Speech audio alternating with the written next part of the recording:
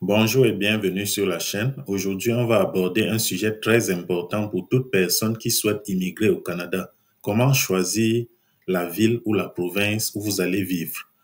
Que vous veniez seul, en couple ou en famille, cette décision peut avoir un gros impact sur votre expérience au Canada. Voyons ensemble alors comment faire le bon choix. Alors, le coût de la vie, c'est un facteur clé à considérer.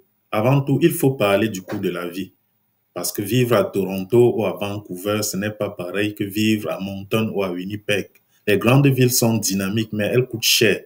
Le logement, le transport, la nourriture, qu'on appelle ici l'épicerie, ça coûte cher. Tout est plus élevé dans les grandes villes. Donc, si vous avez un budget limité, il peut être stratégique de viser une région moins chère où votre argent ira plus loin dans le temps. Par exemple, au Nouveau-Brunswick ou en Saskatchewan, vous pouvez trouver de très beaux logements à prix abordable et souvent avec une qualité de vie tout aussi bonne. Pensez aussi aux taxes, au prix de l'essence et même aux frais de garde si vous avez des enfants. Bref, faites vos calculs avant de choisir. Un autre critère, c'est la présence de communautés et d'opportunités. Demandez-vous si vous avez besoin d'une communauté francophone ou d'un réseau d'immigrants déjà établis sur place. Si vous parlez français, mais vous ne parlez pas bien anglais, des villes comme Montréal ou Ottawa, ça peut faciliter votre intégration. Il y a des écoles, des services en français, des associations d'aide, et ça change quand même beaucoup de choses pour vous. Côté emploi, chaque province a ses spécialités. Donc, par exemple, en Alberta, il y a beaucoup d'opportunités dans l'énergie, la construction. En Colombie-Britannique, c'est la technologie. Et puis, si vous avez un métier précis ou un domaine d'expertise, renseignez-vous sur les provinces qui recrutent dans ce domaine. Cela peut vraiment orienter votre choix de destination. Le climat aussi, il faut pas sous-estimer parce qu'on parle beaucoup de climat ici. Le temps change très souvent, ça change très vite. Donc, on est passé très vite d'un froid extrême en hiver à une chaleur extrême en été. Ça change beaucoup. Donc, on en rit même souvent. Mais c'est un point important. Le Canada, c'est grand et le climat change énormément d'une région à l'autre. À Vancouver, par exemple, les hivers sont plus doux et humides, alors qu'à Winnipeg, vous pouvez avoir moins 30 degrés en hiver. Il fait vraiment très froid. Si vous venez d'un pays chaud, ça peut être un choc pour vous. Certaines personnes s'adaptent vite, d'autres moins vite. Le soleil, la neige, les températures, tout ça influence aussi votre morale et vos activités, même votre santé. Ça a un impact sur votre santé, même si vous ne vous rendez pas toujours compte.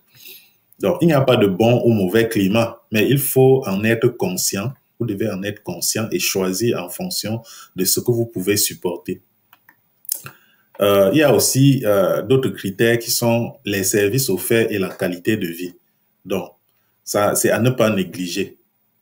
Parce que ce sont les services offerts par la province ou la ville, comme les écoles, les hôpitaux, les transports en commun et les loisirs, qui peuvent aussi peser dans votre choix.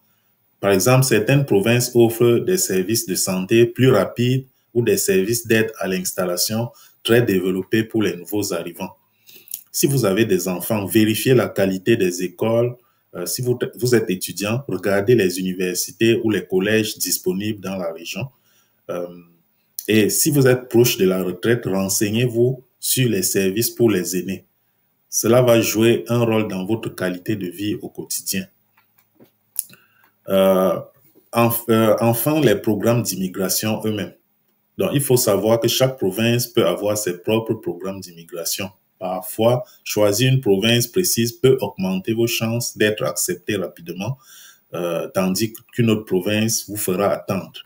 Donc, les programmes provinciaux ciblent souvent les secteurs en demande ou les régions moins peuplées. Donc, si vous avez un profil recherché, certaines provinces peuvent même vous inviter à postuler et vous donner une nomination. C'est une vraie stratégie à adopter. Donc, votre choix de lieu de vie peut aussi dépendre de ce qui est possible pour vous en termes d'immigration, selon votre profil. Pour terminer, tenez aussi compte de la langue parce que la langue aussi ça peut être difficile pour vous l'anglais, donc vous pouvez vous orienter plus vers une province francophone comme le Québec ou vers une zone bilingue, un peu comme Ottawa ou le Nouveau-Brunswick. Donc, tenez compte de la langue.